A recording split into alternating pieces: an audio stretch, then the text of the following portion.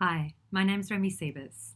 I'm a practice-based fashion researcher with RMIT University's School of Fashion and Textiles, where I'm currently working on my PhD, Fashionable Looks, Image, Garment, Wearer. The project explores what fashion images do to wearers and what wearers can in turn do to fashion images. I've been exploring these questions through my practice by producing garments as images and images as garments, and by testing these images and garments in a range of viewing and wearing situations, including performances, workshops, installation, and documentation. These projects are then framed in terms of visual theory drawn from fine art and photographic studies in order to expand our understanding of how fashion, and in particular how fashion garments, function visually in terms of representation. Doing so is, of course, crucial to our understandings of these fields because, as Adam Getsky and Vicky Karaminas point out, despite fashion being an embodied practice embedded in life and inextricable from life's performance, it is stalked by its double, which is how it is represented in photography, drawing, painting, and film. Representation is fundamental to the transition from clothing to fashion as it marks the change from utility to sign. Thus, fashion, as opposed to mere clothing, is a matter of image. One of the key ideas that's come forward and which I have found particularly enlightening from a fashion perspective is that of the apparatus and specifically its application by Vilém Flusser in his book Towards a Philosophy of Photography.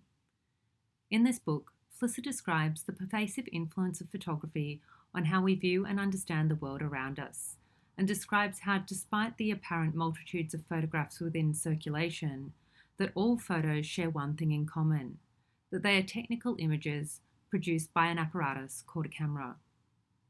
As Flusser explains, technical images, like photographs, signify concepts, whereas traditional images signify phenomena. This is because they are produced by apparatuses, which are both products of culture and devices for producing culture, a certain class of tool that can be used to reform objects from the natural world and to imprint a new and intentional form onto them. As devices for producing culture, apparatuses like cameras are involved in producing our perception and understanding of the things around us. A camera is, as Flusser states, a seeing machine. This is visible, for example, when we look at the work of Joseph Kosuth, pictured here, or when we photograph a sunset. A photograph of a sunset is not a sunset, it's a representation of a sunset that has been framed in such a way as to express a particular idea or meaning, for example, beauty and romance, or perhaps finality and grief. As Flusser says, the intention of the apparatus is not to change the world, but to change the meaning of the world. Its intention is symbolic. Or, to put it another way, as Giorgio Agamben does in his text, What is an Apparatus? I shall call an apparatus literally anything that has in some way the capacity to capture, orient, determine, intercept, model, control, or secure the gestures, behaviours, opinions, or discourses of living beings. Agamben also importantly points out in his text that apparatuses must always imply a process of subjectification. That is to say, they must produce their subject. This means that the ideas and images produced by the camera are instrumental in how we perceive of ourselves as individuals within our specific cultural context. So what then is the intention of the camera? How does the camera frame what we see? What sort of subjects does it produce? As Flusser describes it, the intention of any apparatus is basically to reproduce itself and its ideological programs. That is, the sets of meanings and beliefs that will continue to perpetuate the apparatus itself. The apparatus, therefore, produces subjects as functionaries to serve it. Cameras, he says, are purchased by people who are programmed to purchase them. In the case of the camera more specifically, the intention is to replace objects with images. Flusser discusses this idea as marking the fundamental shift from the industrial era to the current post-industrial era. That is, from the production and valuing of things to the production and valuing of information. Ask yourself, what's more valuable now? The image of a Prada dress or the dress itself? Or what about a Prada NFT? This digital hoodie produced by fashion label Overpriced sold this year as a non-fungible token for £19,000 or about 34,000 Australian dollars. Of course, all of this can easily make it appear that fashion and fashion practice have now become completely surpassed by images. As Flusser points out, everything wants to be photographed, and we now perceive of the entire world through the lens of the camera.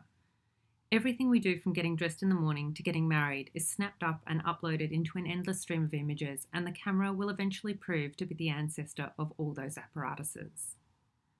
What then are those other apparatuses mentioned by Flusser? And more importantly for fashion practice, what is the apparatus of fashion? If the camera is the apparatus of photography, then the sewing machine would have to be the apparatus of fashion.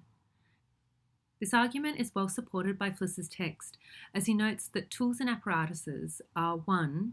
Good for producing consumer goods, 2. Give cultural form to materials from the natural world, and 3. Simulate the organs of the human body.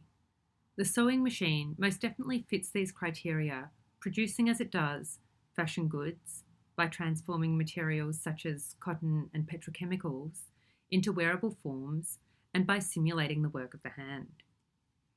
In fact, in defining the camera as an apparatus, Flusser repeatedly evokes the image of the needle as a tool for producing shoes.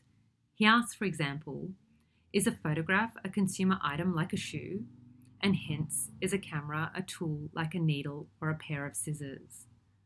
Such statements clearly illustrate the interweaving of fashion thinking throughout Flusser's text and the relevance of his philosophy for fashion practice. More interestingly, however, such comments also position fashion as the primary model or prototype for the apparatus. So while photography may provide a lens through which to see and understand fashion in the post-industrial era, it is also impossible to understand photography or the apparatus without including fashion within its frame. This classification of sewing machine as apparatus also holds as Flusser develops his definition further, designating the apparatus as a unique class of tool which has evolved out of the Industrial Revolution to produce our current post-industrial era. Prior to the Industrial Revolution, he says, human beings were surrounded by tools. Afterwards, however, machines became surrounded by human beings. Previously, the tool was the variable and the human being the constant. Subsequently, the human being became the variable and the machine the constant. Perhaps even more so than the camera, the sewing machine is emblematic of the Industrial Revolution, having been patented early on in the period by the fashion and textiles industries, which soon became the very model for industrialization. Likewise, the sewing machine can be seen to have contributed significantly to the development of the latter post-industrial era, which, as previously noted, is marked by the restructuring of cultural products away from work and form towards information and meaning. Understanding the sewing machine as the apparatus of fashion also makes clear what Agamben means when he comments that what defines the apparatuses that we have to deal with in the current phase of capitalism is that they no longer act so much through the production of a subject as through the process of what can be called desubjectification.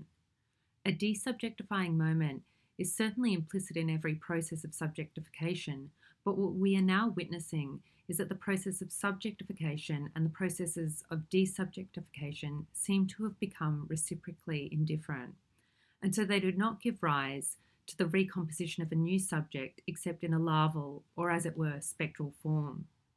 This is apparent in terms of the fashion apparatus when we consider the desubjectification of fashion workers through processes such as outsourcing, labour hire, and piecework, which rob people of dignity, security, and livelihood. Seeing the sewing machine in this way also reveals Flusser's broader definition of the apparatus, in which the camera is only a type of cog which acts in service of a much greater machine.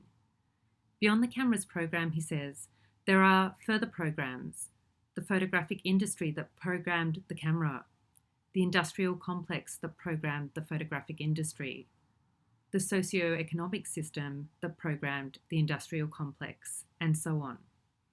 Each of these apparatuses, or cultural forms, act as a sort of system in which one produces the other, just as the camera produces the photograph. Interestingly, however, Flusser doesn't define the photograph as yet another apparatus within the photographic system, but as a technical image. This idea is of course taken from Walter Benjamin's famous essay, Art in the Age of Its Technological Reproducibility, in which Benjamin first defines the photograph as a technical image and warns of its potential for misuse. Pointing to the use of photography in the propaganda of fascist regimes during the 20th century, Benjamin explains that technical images can become detached from their context and thus be appropriated by anyone who wishes to make use of them for whatever purpose. This is because, unlike traditional images, technical images are reproducible and have thus a reduced relationship to originality or history. This is much like the difference between traditional methods of clothing production as compared to the current post-industrial system of mass production. It's now impossible to say which of these Gucci handbags, for example, is the original, although all are considered authentic. And in some ways, it's equally impossible to say which of these handbags is original either. So, we could easily propose that the fashion product or fashion garment is a type of technical image or perhaps technical apparel, resulting from the sewing machine as the apparatus of fashion. That is, of course, unless we first pause to consider the word apparel itself. As with the word apparatus, the word apparel is derived from the verb apparare, meaning to prepare, so that both the apparatus and apparel are things at the ready, ready-made, or perhaps ready to wear. To put it another way, both are tools of technological reproduction. This would mean that the garment is not so much a technical image, but another apparatus of fashion, another cog within fashion's larger program or system. This then raises the question, what is the technical image produced by clothing? I would propose that the technical image produced by apparel is in fact the body image.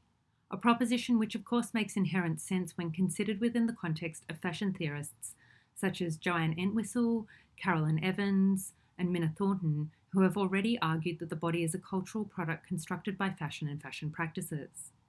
This would also fit with Flusser's definition previously applied to the sewing machine, in which the garment 1 gives cultural form to the body, 2 simulates the body, and 3 produces the body as something to be consumed. When the body is viewed as a technical image, the work of dressing oneself would then seem to be given over to mass-produced, ready-to-wear garments that allow one to play or style a look, but only within a set or program of options and elements which have already been predetermined by the fashion apparatus. As Flusser notes, within the program of the apparatus, there is a finite number of possibilities, or in the case of apparel, a finite number of ways of dressing, presenting, or imagining the body. This in turn would seem to suggest a limited scope for the construction or representation of varied subjectivities and identities, a system of desubjectification, to use Agamben's terminology.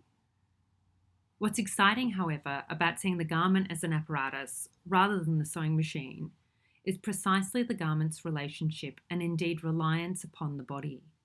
Contrary to Flusser's proposition that apparatuses are invented in order to function automatically, in other words, independently of future human involvement, the garment, in fact, is reliant upon the body. It requires the human body and the collaboration of the wearer in order to take shape and therefore to form an image. Without the body, the garment itself remains a negative or latent image, which can only be realized by wearing and through the act of dressing. In this way, apparel is a unique apparatus in that it can never be fully automated. Or, perhaps, an apparatus that reveals the continued reliance of all apparatuses on human bodies. Now, for example, over 250 years since it was first patented, the sewing machine still relies upon the hand of a skilled machinist to operate it. The French philosopher Jean-Louis Diot makes a similar observation when he proposes that the distinction between apparel and apparatus lays in the relation of apparel with material. While the apparatus transforms a material by submitting it to a form, he says, apparel, on the contrary, arranges material and renders it available for transformation or for being set in motion. This situation, Diot then goes on to say, abolishes distinctions between the body and the data world. It favours tactile apprehension over distant visual or oral perception. In other words, it abolishes the power of the technical image and of the apparatus over the body and over the wearer. So, by firstly understanding fashion practice, and in particular the fashion garment, via the lens of the photographic, we can observe that fashion functions according to the logic of the apparatus, and that the garment is itself the most pivotal apparatus within fashion's program. Significantly, by making note of this, we can also highlight the agency of the wearer as a collaborator with apparel and with the fashion apparatus, a figure who is able to arrange the garment and set it in motion. So the wearer does not only passively receive and present the technical image of the body offered by fashion, but participates actively in the construction of their own individual self-image through tactile apprehension and engagement. More broadly speaking, this idea is also significant to photography and indeed to the post-industrial era more generally, as it makes visible the ongoing reliance of the apparatus upon bodies which it otherwise seeks to simulate and ideally to replace. In other words, by apprehending apparel as apparatus, the subject is offered a new opportunity to represent themselves within an otherwise, potentially, desubjectivizing system.